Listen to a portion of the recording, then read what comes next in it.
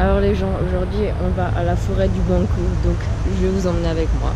Dans la forêt du Banco, je vais sûrement trouver des éléphants, je vais trouver des serpents, des anacondas, donc on va bien voir ce que je vais pouvoir trouver. Même pas dit, là on est à la sortie d'Adjamé, à Abidjan en Côte d'Ivoire.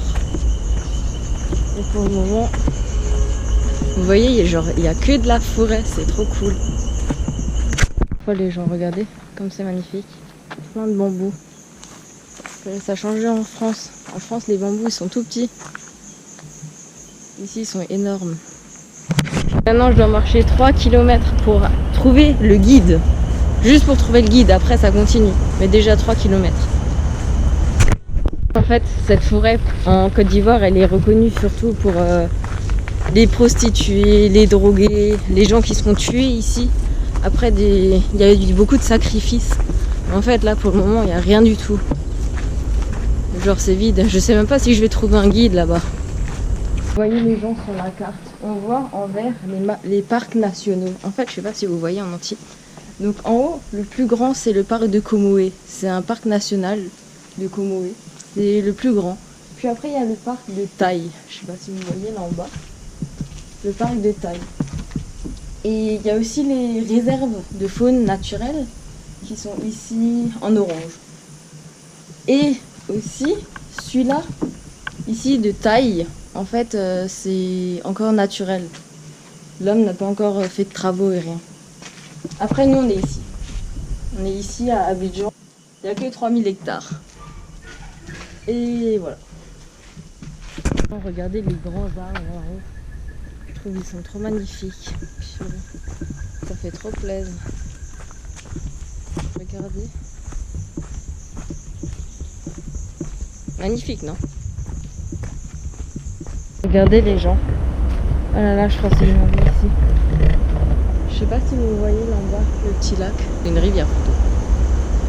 C'est trop mignon. Mais c'est sûrement à cause des inondations. Je sais pas s'il est là naturellement la rivière.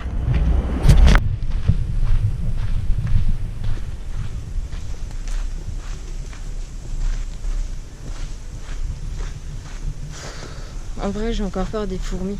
J'ai peur, ils vont m'attaquer. Comme tout à l'heure. Oh là là, mais c'était affreux. Donc là, on va aller voir les différentes variétés d'arbres. Le guide va nous expliquer un peu. Donc regardez, ça c'est l'arbre de Tali. En fait, c'est un poison. C'est là où les anciennes tribus utilisaient la sève pour faire des flèches empoisonnées. Pour tuer les animaux, après se nourrir.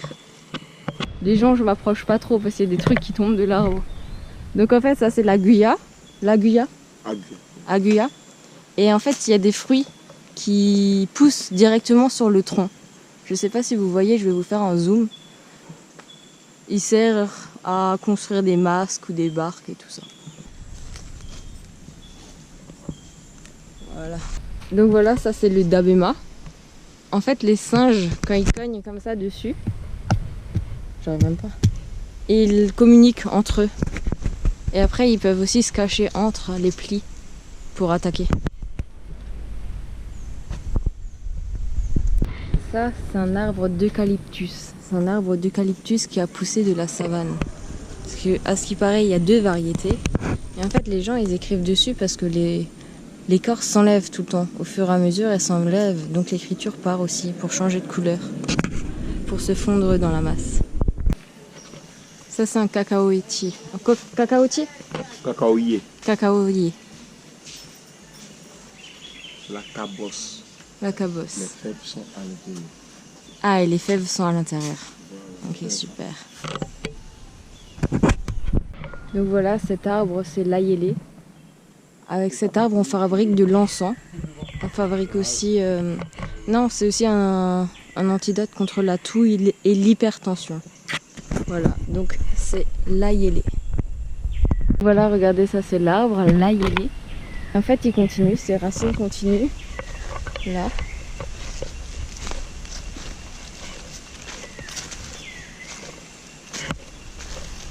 En fait, il continue encore. Après, ici, il continue encore. Et c'est fini? Ah, voilà. Quand vous mettez la distance. De ici à l'arbre, en fait, c'est celui-là. Le grand arbre, là. Voilà. C'est des acajou. Ah, c'est deux arbres qui se sont liés là en haut. Je vais vous faire un zoom. Ah oui, en plus, C'est beau, purée. Regardez ça. Donc voilà, cet arbre, c'est le Django. Et en fait, ce qu'il fait, de base, c'est une liane. C'est une liane qui entoure un autre arbre jusqu'à devenir lui-même un arbre. En fait, regardez. L'arbre était là, à l'intérieur. Et en fait, il s'est mis autour. Il l'a tué et il a grandi. Voilà. Regardez, ça, c'est une termitière. Mais il saute quand même les... Alors regardez, ça c'est l'arbre de Nyangon. Il est utilisé pour faire des meubles et tout. C'est fou, hein, c'est tout plat. Alors voilà, ça c'est un fruit de Makoré. Ce sont les arbres là en haut qui donnent ces fruits.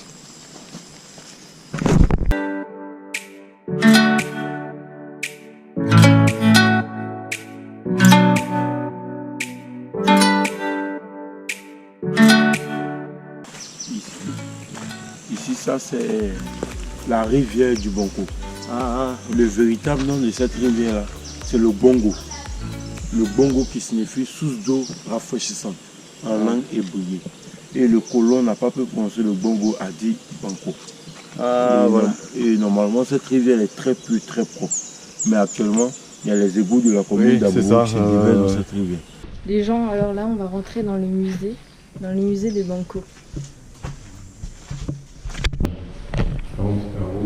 Ici, pareil. Ça, c'est un singe. Un gros singe. Un orang-outan. Non.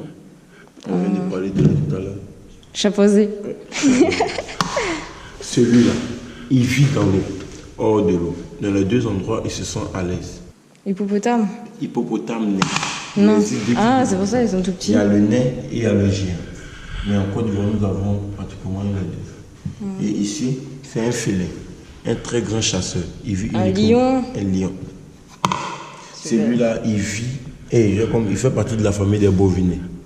Ah, j'aurais dit un... Bœuf. Bœuf. Moi, j'aurais dit un C'est un félin, plus petit que le lion. Léopard. lynx. Non. Panthère. Léopard, panthère, c'est pratiquement le même. Il y a des panthères noires aussi ici? Oui, non, en Côte d'Ivoire, non. Pas en Côte d'Ivoire. Ouais. Mais il y a comme on met ces empreintes-là, pour que si vous arrivez un jour en forêt, que vous rencontrez ces empreintes, vous pouvez déjà imaginer à quel type d'animal il s'agit. Si vous devez continuer votre chemin ou soit vous retourner. Ici, ça c'est un crâne d'éléphant. Un crâne d'éléphant, ça c'est une dent d'éléphant. Une colonne vertébrale. Une dent. Oui. Une dent d'éléphant. Purée, c'est lourd. Ça c'est la femelle, l'os se trouve au niveau de la cuisse. Parce que l'éléphant a 6 dents dans la bouche. 3 en bas, 3 en haut. Voilà.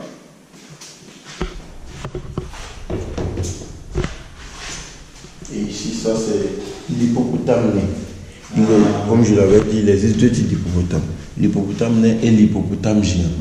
Mais ça, c'est le nain qui est là, qui se retrouve dans la forêt de taille. Et la plupart des personnes qui voient ces dents, ces dents-là, se disent que l'hippopotame est carnivore. L'hippopotame n'est pas carnivore, il est herbivore. Ses dents, c'est juste pour se défendre et défendre la femelle. Et c'est l'un des animaux les plus agressifs. Parce qu'il était beaucoup menacé par l'homme. Et ici, ça, c'est le crocodile à nu cuirassé qui se trouve là. Et ici, dans le parc national du Boko, nous avons deux sortes de crocodiles actuellement. Nous avons les crocodiles nains et les crocodiles géants qui se retrouvent actuellement au parc national du Boko. Et ici, ça, c'est Ilochais géants qui sont comme les phacochets. Voilà. L'hippopotame pygmée ou l'hippopotame nain qui se trouve là. Maintenant, ça, ce sont les différents crânes des céphalopes, c'est-à-dire les gazelles, les biches, différentes sortes.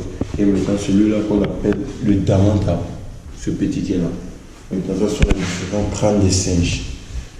Et maintenant, les singes qu'on a dans le parc national du Boko, nous avons les moines, les pétoris, et avant, on avait les poteaux et les galabos. Les poteaux et les galabos qui ont disparu du parc actuellement. Et les poteaux qu'on appelle communément les paresseux. Et ceux-là, on les retrouve dans les autres forêts Difficile. Difficile.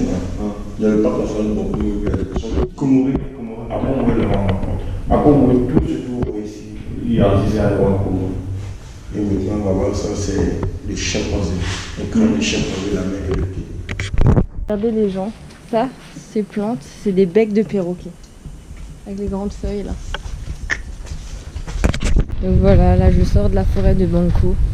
En fait c'était magnifique, c'était trop stylé. Genre on peut voir toutes les variétés de plantes et tout.